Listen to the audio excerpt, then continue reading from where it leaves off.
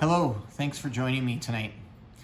I'm sure you know this, but we are living in a time where within our nation, we are having a harder and harder time of getting along with one another.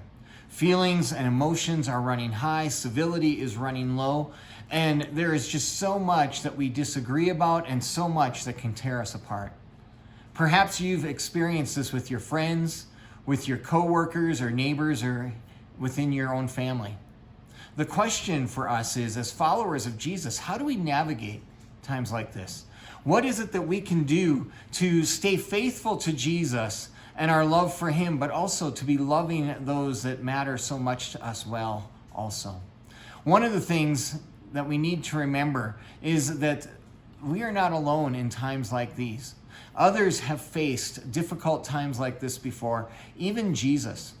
In Mark chapter 3, starting in verse 20, it says this: "Then Jesus entered a house, and again a crowd gathered, so that he and his disciples were not even able to eat. When his family heard about this, they went to take charge of him, for they said, 'He is out of his mind.'" So Jesus has been performing miracles, he's been teaching, crowds have been coming, and the crowds have gotten so big and things have gotten so chaotic that Jesus' family hears about what's going on, and they come to get him because they're like, he's out of his mind. He is crazy. We've got to get him or he's going to hurt himself. Now, you might think someone in your family has gone crazy, or maybe people in your family think you're the one who's gone crazy. But what can we do to build bridges with those that we love rather than create division? How can we have positive conversations rather than destructive ones? And this is especially in thinking about our families and heading into the holiday season when we usually have more contact with our families than at other times. So I want to offer you 4 principles to help with this, and then finish with a verse for us to keep in mind. The first thing is to check your motives. Why is it that you want to bring a certain topic up with your friend, your family member, this person you love? You know, is this coming from a heart of love for the person? Or is this something where you're determined to show them how they're wrong and you're right? Are you just trying to make a point? If we want to build bridges to other people, they need to know that we love them. They need to know we respect them and care for them. And so we need to check our motives. A second thing is to listen well. Rather than having your top priority to be, I'm going to say what I want to say, I want to make my points, maybe instead have your top priority be to listen. Listening well is one of the greatest gifts that we can give to people today. It's a way to help them feel valued and respected.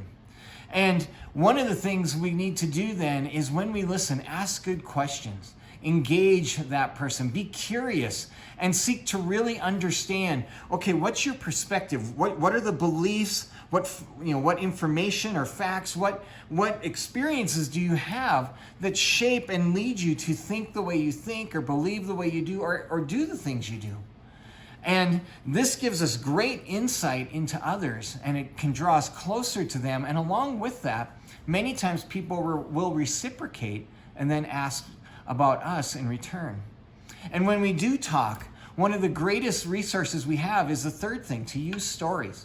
Telling stories from your own life, telling stories to help explain why you think how you think, and everything is just a wonderful tool that we have to influence others. Stories are disarming. Stories allow people to relate and enter in, and they can help people understand where we're coming from. And then the last principle is to stand on your convictions while communicating your love.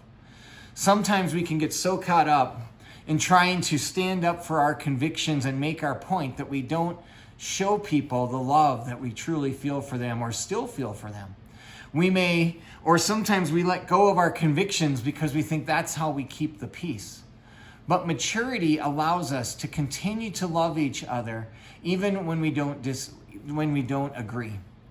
And for us as followers of Jesus especially, I think this is one of the huge things the church and Christians can be doing in our world today, is showing the world that we are secure enough in our love that God has given to us, and we are mature enough that we can help people see that it's possible to disagree but still love one another.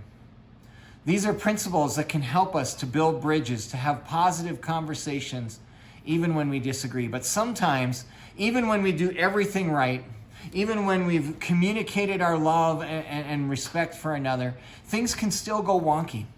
Things can just not go the way that we hope. And in Romans chapter 12, starting in verse 17, the Apostle Paul says to us, "Do not repay anyone evil for evil. Resist taking revenge and lashing out.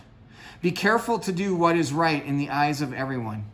And then he says in verse 18, "If it is possible, as far as it depends on you, live at peace with everyone." If it is possible, as far as it depends on you, live at peace with everyone.